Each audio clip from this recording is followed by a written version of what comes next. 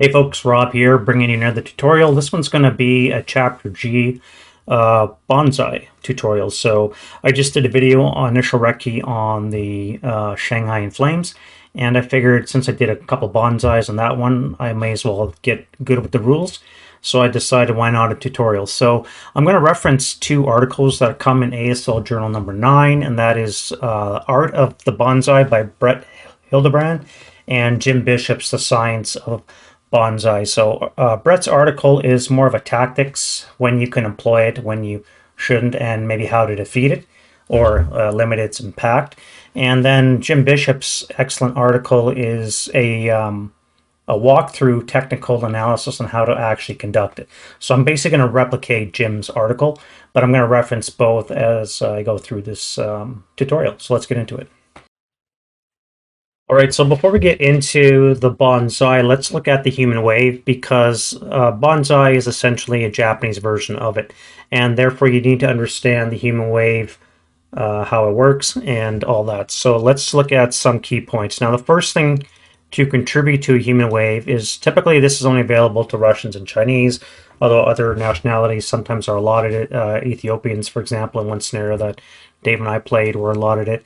But in essence, you need to have a couple things. One, you need to have 2 squads minimum in each hex, and you have to have 3 adjacent hexes, and you need to have a leader. Now, this is a typical human wave. Again, 3 hexes with a leader and a minimum of 2 squads per hex. You mark each stack with its human wave counter, and then you start conducting your move. Now, in order to be a human wave, you cannot be a guard, which means you can't have any prisoners, PRC, or you've started your movement phase yet. Now, you must be free to move, so that means if you're pinned or TI or something like that, then you'll be unable to contribute. So make sure you're aware of that when you plan your bonsai.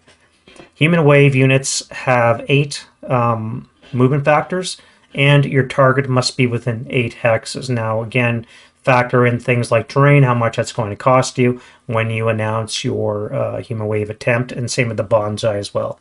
You're also going to lose any concealment. Obviously, you're just going to be charging across the open. You're also exempt from heat of battle, patsies, and pins.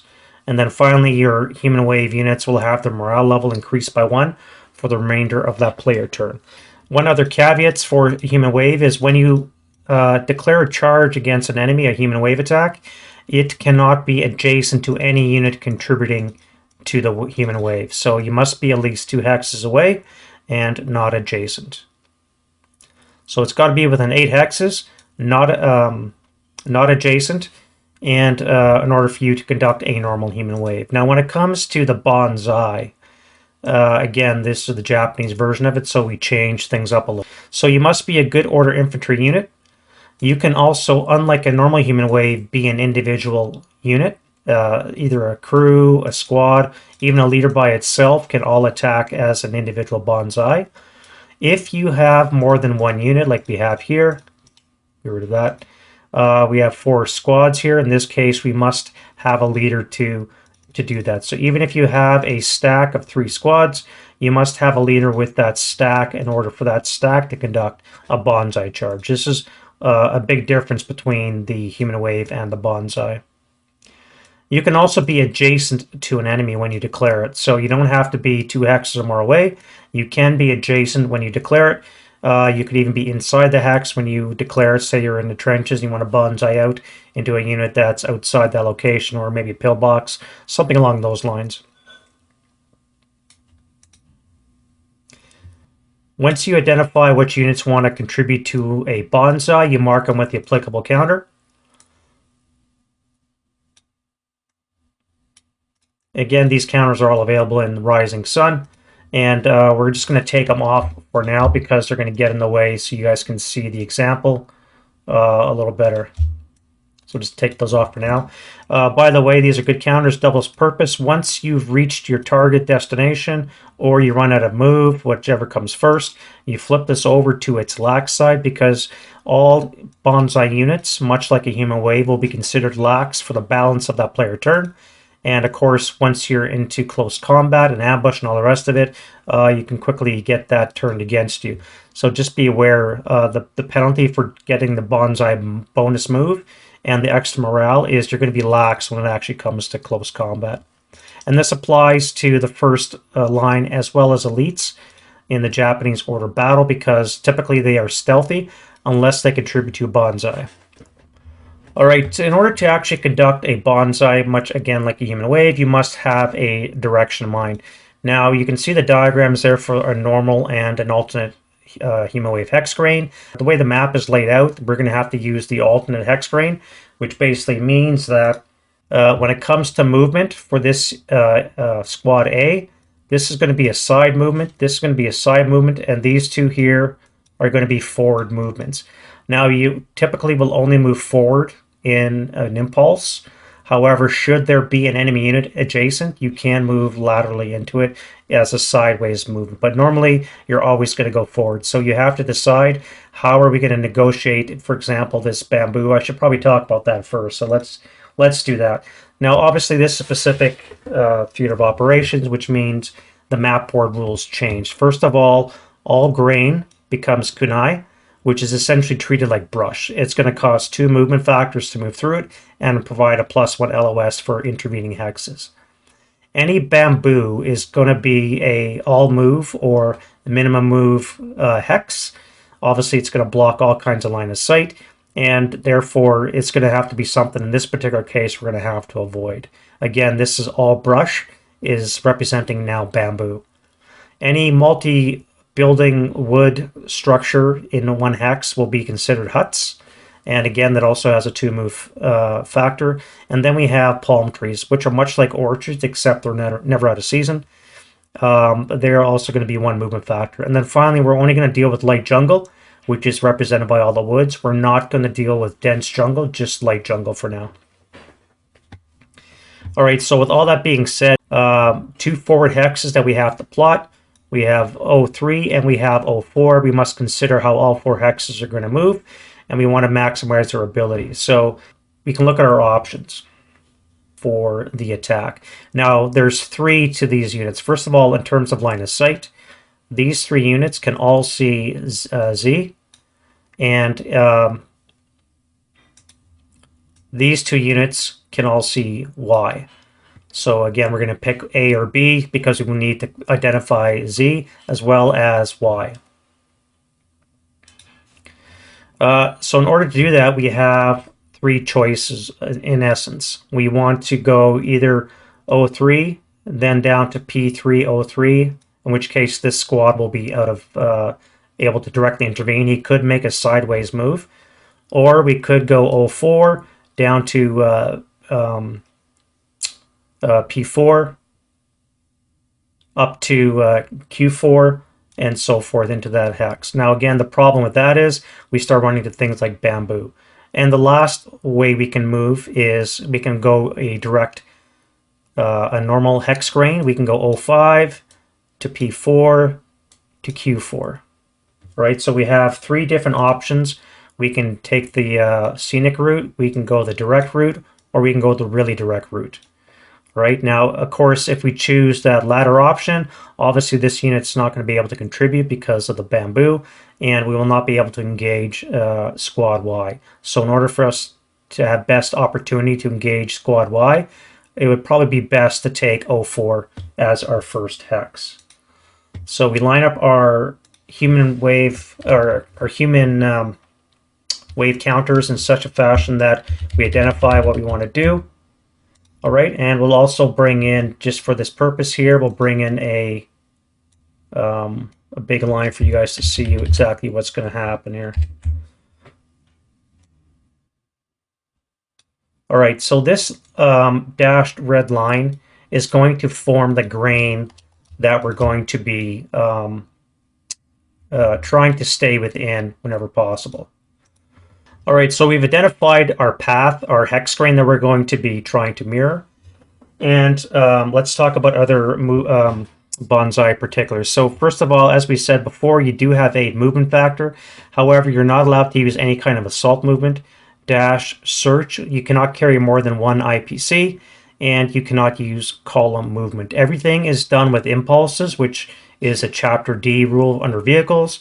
In essence, the way it works is every unit in the Banzai must move one location, and then you calculate the most expensive cost for that impulse. So this is one impulse. We've moved everybody. And because kunai is 2, as is the huts, it's going to cost us 2 movement factors to move that one location. If we continue to move, we're going to be paying 2 to go into the smoke, 1 for the smoke, 1 for cost of terrain. So we're going to actually be at 4 locations. And then we continue the process. So when it comes to actual impulses, as I just demonstrated there, you have really have to do one of those following actions. You can either move into a forward location. Remember, we're using the alternate hex grain, so you're going to have 2 forward and you're going to have 2 side, and you can only move to the side once you're able to engage an enemy. So you're always going to be moving 1 hex forward. Or you can move up or down a building level should there be a building in the way and there's an enemy, or you're in a building and you want to leave it. You can move up or down in order to reach the ground level. And if there's an enemy unit, you can move up into the building itself. You can also try to move beneath Panji or wire. Again, you require separate exit die rolls for each unit to get under those obstacles. You can also move above or below an entrenchment, but only below if it contains an enemy unit and you're going to engage it. And then lastly, you can move above a pillbox or into crest status. Let's show an actual move itself, and we're going to start off with our orientation. So again, we have our path. We have our hexes that are pointing towards each other, so we know exactly how we're going to go. And then we can begin our first impulse. Now, when we move like this, you can see that we moved away from the line, even though technically we're basically on the line, but we're moving away from it.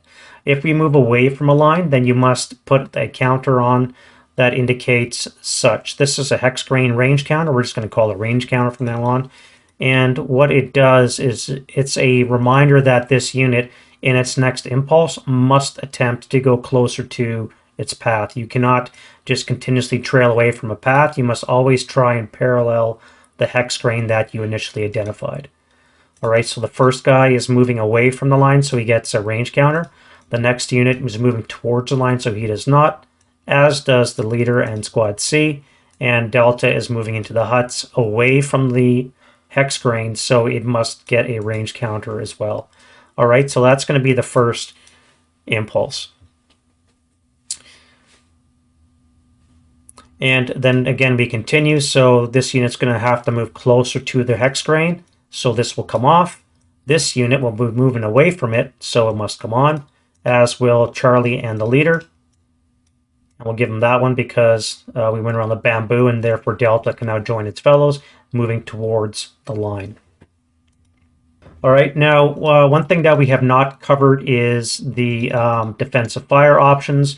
There's reasons why units may want to withhold their fire until we get to something like this, and that is primarily because of the final protective fire penalty.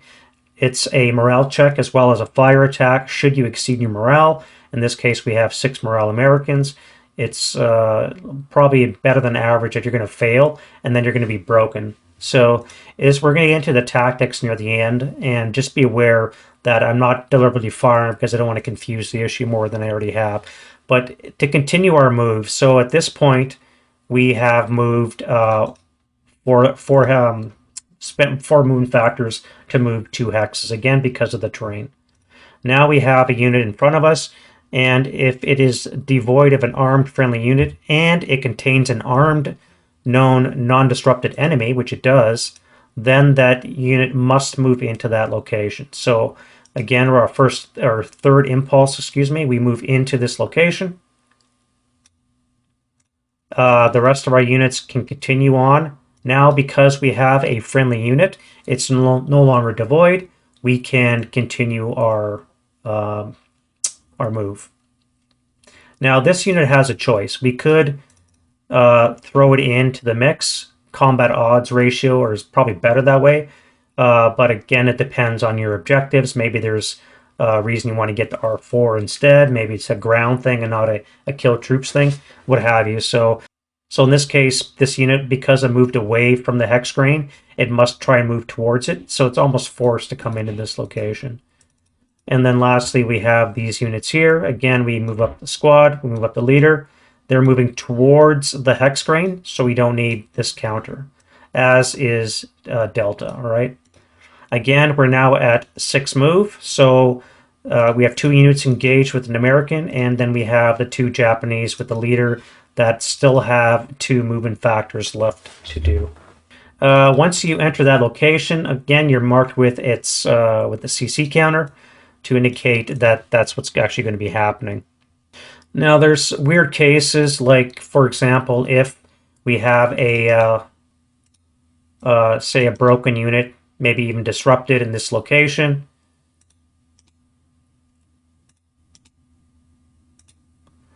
And disrupted.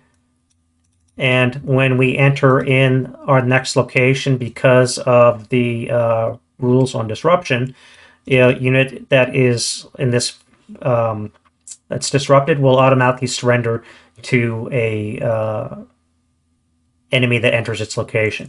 The minute you become a guard, you're no longer covered with Banzai. You're still penalized by the lax. However, you no longer count as being a Banzai. So just remember that. Should you come into a situation where you have to capture a prisoner, you'll no longer be considered part of that human wave. However, you still have the lax penalty. So just remember that if you encounter that. And similarly with a, let's bring an American leader. We have an 8-1 sitting in R4 for whatever reason, and we now want to enter. So again, because we still have 2 impulses left in our move, or excuse me, 2 movement factors left, we have a couple of options with this squad. One, we could even throw in a 3rd squad to the close combat if you really want to go overkill, or both units could attack the 8-1, or the 8-0 can go in by the 8-1 himself. Because again, with the Banzai, a Japanese leader is capable of attacking by himself. In this case, we could move this way instead. And then while this is the only unit that's going to be caught in, or still be a Banzai unit, all the other ones will have lost it the minute they enter close combat. Again, with the lax penalty. That ceases the human wave, and it no longer exists. Again, we flip this over to the lax side, and that is essentially the end of the movement phase. Oops, this guy should be lax as well.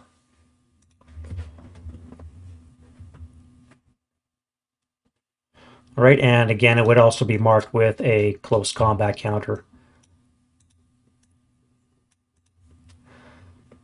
So this brings us to ending a Banzai. Now, you retain that human wave Banzai status until one of those following happens. You're either eliminated on the way, you're broken in the process of the attack, you run out of move, like this one did, and or at the start of an impulse, you're in a location with an armed known enemy unit. So in this case, we only had the 1 unit that would still be a Banzai, but it's out of move, so it's now out of that. Again, should you have captured any prisoners on the way, you will also be taken out of that status. However, reminder, you're always going to be covered with the lax penalty until the end of the player turn. We haven't done any defensive fire. We're going to do that in a second. But remember that your lax units will be able to advance. You can also advance in the advance phase. So in this case, we could throw in our unit either into the leader, or we more likely will throw them down into the squad. So when we actually conduct close combat, we would have 2 lax units in each of the squad locations, and our samurai leader would be in with the American 8-1. All right, so having said all that, let's run through a real-time, if you will, run through of the scenario. So we're going to have our 4 units. Again, I'm not going to put on the Banzai markers, just going to obscure things. We've identified our alternate hex grain that we're going to be traveling, and again, the dashed red line is going to represent that, which we must always try in parallel. So we take our first impulse. Again, because we're moving away from the line, we cover up. Again, we moved away, right? So we put our hex or grain range counter on. Now, reminder that the defender at any time could defensive fire, but there's a reason why you want to hold off. First of all, in this particular case, with a +2 for the smoke, the kunai would eliminate the open ground. You'd have non-assault, but you're still looking at a +1 on the 6. Really not great shot.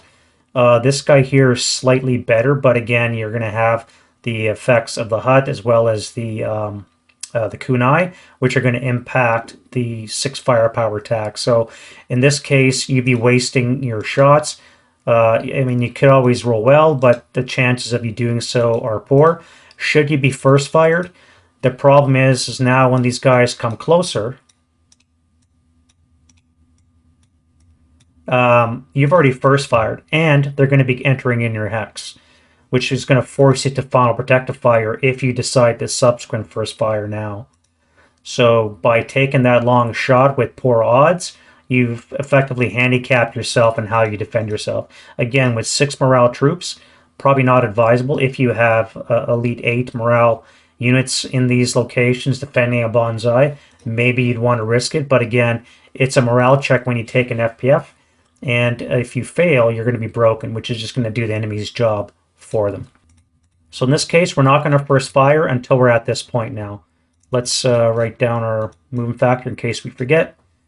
Again, we could wait because we know that at least one of these units is going to have to enter our location. And we're also firing into smoke. So once more, it's going to be a +1. Yeah, it'll be on the 12, but it's still going to be a +1 if you look at your odds. A 12 with a +1, you're probably going to get some kind of result. But the other thing to remember, and this is, we're going to get more into this when we talk about how to beat the Banzai, but you must be aware of the step reduction. Should you get lucky enough to roll really well, say you're rolling on the 12 with a +1, you roll really well, you're getting like a 2-check range, it's more than likely that at least one of these units, whoever you fire at, will probably fail. But the best case, all they are going to be done is they're going to be step reduced. So they're going to be a weaker firepower, but it's still going to be a full squad. Now you first fired, and you've still got a full squad coming at you. So depending on the situation, you may decide to hold your fire until they're directly on top of you, just because the when this unit moves in, you're going to be defensive firing at 18 firepower, which will go down to the 16. And you'll have the non-assault with the terrain canceling. So it's going to be a 16 flat, which is probably a better shot than a 12 up one. All right. So let's assume that we've moved our 4 hexes. 4 movement factor for 2 hexes. This unit's going to decide to hold its fire for the reasons that we already said. This unit has to make a choice. Again, the kunai will give a +1 line of sight hindrance, which will negate the non-assault, and therefore it's going to be a 6 flat, which is, again, not your best odds. You may want to wait till they get a little bit closer. All right, so now we're going to go into our 3rd impulse. This unit has a choice. I could decide to bypass it. Maybe there's some juicy target up there, but I'm just going to throw them in. I'm going to throw this unit in. This unit here is going to advance that way, and these two are going to advance this way. Again, because they're moving away, they must be covered with the range counter. All right, now they're immediately covered with a CC, and we start our defensive fire. So in this case, it would be a 16 flat, +1, -1. So in this case, we rolled a 3. That's pretty damn good. On the 16 would get us a 1 KIA. So right now, according to that result, we've killed 1 squad, depending on random selection, and the other squad is going to be step reduced. Remember, they don't break. It's not until you get to the half squad status that the Japanese squads break. So your 18 firepower attack just eliminated 1 and a bit of the enemy assault. Now you're looking at 2-to-1 odds in close combat, and he's going to be at 1-to-2. So it's not It's looking pretty good for the American in this particular case. Again, that's because you held your fire. Now, say, for example, that let's unstripe this guy. You've already first fired when they move into your location. Now you're going to final fire. So again, it will be 6 tripled is 18, and then halved, which would be 9. So it'll be down on the 8. Again, flat. So in this case, we rolled a 9, which is a pinning task check. Because they're immune, you basically don't have a shot. Now, if this unit, instead of heading south, it actually come this way. Let's get rid of that for now. We still have 2 movement factors left. We could always throw in a leader and a squad, and now you would be forced to fire again. It's not until all the movement of an impulse is done before any defensive fire. So because you final fired on those 2 squads and they moved in, for this very last impulse, you'll be forced to final protective fire as that fresh unit comes in, which is again a morale check. And in this case, I just pinned myself in heading into a combat against 3 Japanese squads. So that's one of the bigger reasons why you may want to, well, we'll get into that when we get into how to counteract a Banzai. All right, so having said all that, let's talk about some tactics. In terms of the Banzai itself, you must be able to identify a target that's within 8 hexes.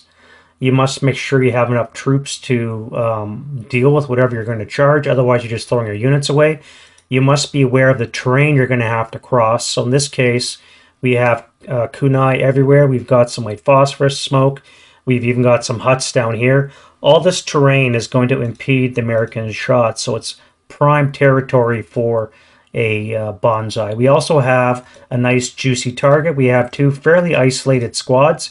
Yes, they can support each other, but if they're both going to be engaged by 4 squads, they're not going to do much besides have to self-preservation themselves.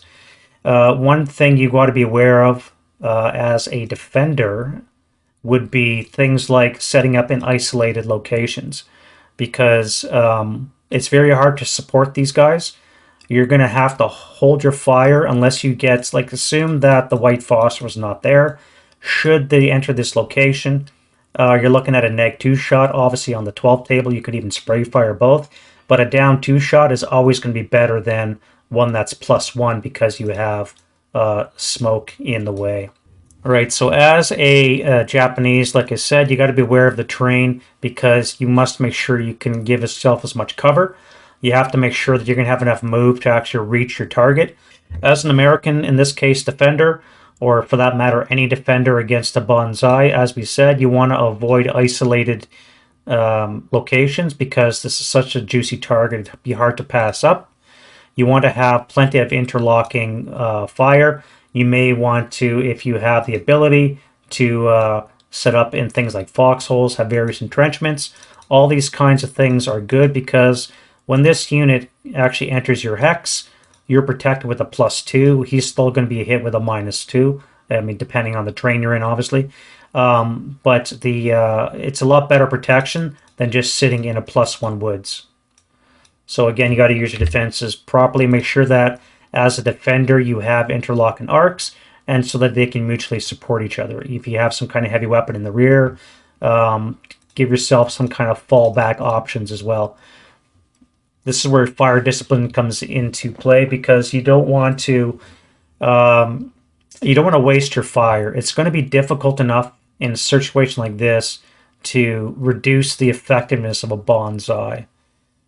It's sometimes better to wait until they're actually in your location, using up all their impulses maybe to get that far, but at this point you can hit them with maximum firepower tripled, and again they're moving, so they have the non-assault penalty. Depending on other terrain, that could be a nice juicy shot, and again you could roll really well and kill them before they have a chance to engage you in close combat. You got to be aware of the step reduction. Remember, some of you guys that watched my initial recce where I went through this, the process of step reduction is that should this unit fail a morale check, but not its ELR, it gets striped, so step down, which basically means its firepower is lessened by 1.